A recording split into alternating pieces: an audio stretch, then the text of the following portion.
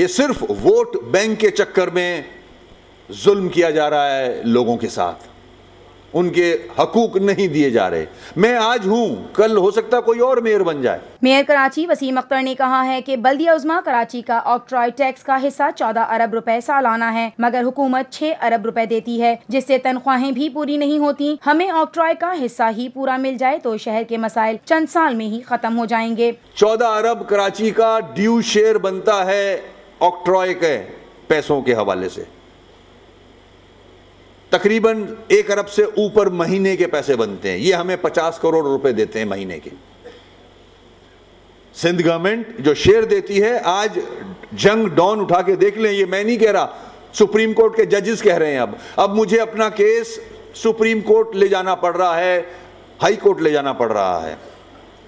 मैं supreme court में petition मैंने सबमिट की हुई है कि आर्टिकल 140A को सही तरह इंप्लीमेंट कराया जाए, जो आइन का हिस्सा है। सियासत की वजह से कराची के शहरियों का हक मारा जा रहा है। मुल्क के दीगर शहरों में अरबों रुपए मेट्रो पर खर्च होते हैं, कराची में मेट्रो क्यों नहीं चलाई जाती? इन ख्यालात का इजहार उन्होंने बल्दिया उज़्मा कराची के जेर इंतजाम होम्योपैथिक अस्पताल नाजमाबाद में बानी होम्योपैथिक सैमुअल हैनमैन की 264वीं सालगिरह के मौके पर मुनक्किदा तकरीब से खिताब करते हुए किया। नवाज शरीफ साहब भी प्राइम मिनिस्टर रह चुके हैं 3 दफा। क्या प्राइम मिनिस्टर का हक फर्ज नहीं बनता कि वो कराची को बेहतर करे? कराची में क्यों नहीं मेट्रो आती? कराची ही पैसे देता है तो उनके बजट बनते हैं। पंजाब को जो NFC अवार्ड में हिस्सा मिलता है वो कराची का पैसा है। जो KPK को जो हिस्सा मिलता है वो उसमें 70% कराची का हिस्सा है। कराची के लिए क्यों नहीं बड़े बड़े प्रोजेक्ट्स अनाउंस होते, अप्रूव होते? बाकी जगहों के लिए होते हैं, व्हाई नॉट कराची? K4 का मामला पानी का है, डिस्ट्रीब्यूशन का, वो डिले हो रहा है। जब पैसे की बात करो तो प्राइम मिनिस्टर साहब भी कह देते हैं कि पैसे नहीं है। कराची की बारी आती है तो सब हाथ उठा लेते हैं कि नहीं, पैसे नहीं है।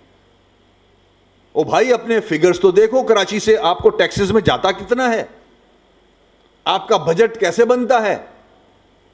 अगर कराची टैक्स ना दे तो आप फेडरल गवर्नमेंट जो है वो बजट नहीं बना सकती। मेयर कराची वसीम अख्तर ने कहा कि जब हमने चार्ज संभाला तो शहर के अहम तिब्बी इदारे तबाह हो चुके थे। इन अस्पतालों को बेहतर बनाने के लिए दिन रात काम किया। 17 करोड़ रुपए की अद्वियात खरीदी गई और कोशिश की जा रही है कि ये हकदारों तक पहुँचे। जब हमें ये कुर्सी मिली तो अब्बासी में गैस नहीं थी, ऑक्सीजन नहीं थी। अब्बासी का बहुत बुरा हाल था। आज भी कोई सेटिस्फैक्ट्री नहीं है, मगर हम कोशिश कर रहे हैं कि बेहतर हो जाए। फायर ब्रिगेड के डिपार्टमेंट में सिर्फ 6 फायर टेंडर थे जब हम जीत के यहाँ आए एज अ मेयर। 30 मिलियन की आबादी का शहर, 6 फायर टेंडर्स। अब आप सोचें, दुनिया का 5वां 6ठा बड़ा शहर है ये। उन्होंने कहा कि मेयर का इंतखाब लड़ने से कबल मुझ पर मुकदमा नहीं था, मगर मेयर बनने के बाद 40 FIR मेरे खिलाफ काटी गयी, जिनमें से 20 FIR एक ही दिन में दर्ज की गयी। बास ताकतें नहीं चाहती कि मैं मेयर बनूं। उन्होंने कहा कि आज सुप्रीम कोर्ट भी सिंध हुकूमत को ये कह रही है कि वो कराची को आम हैसियत नहीं बल्कि खास हैसियत दें, क्योंकि ये कराची ही है जिसकी वजह से विफाक का बजट बनता और ये मुल्क चलता है। Master plan, building control authority, सब इदारे जहां से रेवेन्यू जनरेट होता है वो सिंध गवर्नमेंट ने अपने पास रखे हुए। फंक्शंस KMC के हैं, ये KMC को करना होता है। पूरी दुनिया में म्यूनिसिपैलिटी के फंक्शंस उस कॉरपोरेशन के पास होते हैं, मगर यहां सिर्फ पैसे के चक्कर में, अपनी डोमिनेशन के चक्कर में, सियासत के हवाले से इस शहर को तबाह किया जा रहा है। बाकी डिस्ट्रिक्ट्स आपके सामने हैं। यहां से अगर कोई लड़काना गया हो या सेवन गया हो, वो जानता होगा क्या हाल है वहां। थर में हर हफ्ते 6 बच्चे मरते हैं। बैड गवर्नेंस की इससे बड़ी मिसाल नहीं मिल सकती जो 10-12 साल से सिंध के अवाम भुगत रहे हैं। उन्होंने कहा कि ये कितना बड़ा अलमिया है कि कराची शहर के इदारे के बकाया जात के नाम पर बिजली काट दी जाती है। इस शहर की बिजली काटी जाती है जिसने पूरे मुल्क को रोशन रखा हुआ है। हम तमाम तर नामसाइद हालात के बावजूद अपनी जिम्मेदारियों को समझते हुए शहर और शहरियों की बेहतरी के लिए मुस्तकबिल मिजाजी के साथ काम कर रहे हैं। हम अपनी जिम्मेदारियों से पीछे नहीं हटेंगे और आज भी इस शहर को ओन करते हैं। कि इलेक्ट्रिक बिजली काट के जा चुकी थी हमारे हेड ऑफिस का भी और मुख्तलिफ जहाँ जहाँ हमारी बिजली इस्तेमाल होती है,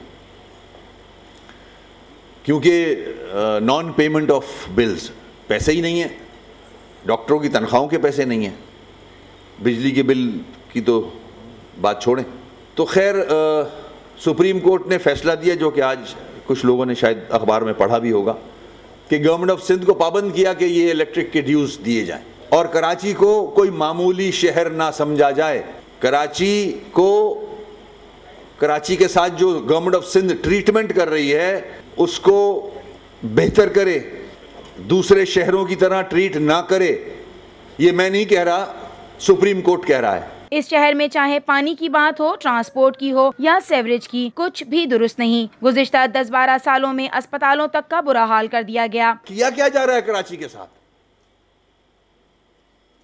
ये बातें मैं पीएम साहब के साथ 3 दफा बैठ चुका हूं, उनको भी बता चुका हूं, उनको पता भी है, गवर्नर साहब, सीएम साहब, मगर मुझे नहीं नजर आता। मेरा एक्सपीरियंस ये है, मुझे भी कोई 2.5-3 साल हो गए हैं मेयर बने। मेरा एक्सपीरियंस ये है कि कराची को कोई ओन करने के लिए तैयार नहीं है, कोई इंटरेस्टेड नहीं है, जितने साहिब इख्तिदार बैठे हैं या माजी में रहे हैं। Metropolitan commissioner doctor Syed Saifur Rahman ने तकरीब से खिताब करते हुए कहा कि दुनिया एक मार्केट है, यहाँ पर वही लोग कामयाब होते हैं जो कुछ कर सकने का जज्बा रखते हों और जो करें इसके बारे में दूसरों को भी आगाह करें। मुझे अंदाजा नहीं था, आज से पहले मैं यहाँ डिप्टी कमिश्नर रहा 4 साल, मुझे नहीं मालूम था कि इस कदर शानदार ऑडिटोरियम एक private medical college Pakistan central, मैं बेखबर हूँ, ये Karachi medical and dental college से अच्छा ऑडिटोरियम है जहाँ पर हम बैठे हैं। उन्होंने कहा कि पाकिस्तान मेडिकल काउंसिल और होम्योपैथिक काउंसिल का एक दूसरे के साथ इल्हाक बहुत जरूरी है। जब ये दोनों आपस में मिलेंगे तो काम के मस्बत नताइज सामने आएंगे। जो बर्डन ऑफ डिजीज है हेल्थ पे, वो बढ़ता चला जा रहा है चीज़ों में। जो मुरवजा तरीक़ेकार थे हेल्थ केयर के, हेल्थ केयर डिलीवरी के, हेल्थ केयर मैनेजमेंट के, वो शायद में वो सकत अब नहीं रही तो लोगों को सस्ता इलाज मुहैया कर सकें और जो बर्डन है डिजीज़ का उसको कम किया जा सके।